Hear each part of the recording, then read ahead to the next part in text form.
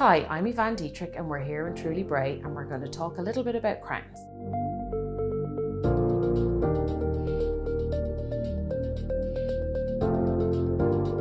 Crowns have two functions. In the back teeth, they are about maintaining integrity, restoring function. They can be also a front end or a back end of a bridge, but in the front, it's about aesthetics. These days, most crowns mostly are porcelain. And in most cases, and most of the cases that I do, they are fully ceramic crowns. They're all porcelain. Some cases, in more extreme wear cases, they can be porcelain fused to metal crowns. Mostly they're the ones we use at the back. In the back teeth, crowns restore function. They're very important after root canal treatments. Mostly, as I say, they're in porcelain, but in some instances, they can be gold. It depends what suits you and what your smile needs. And also it's personal choice as well. That's very important.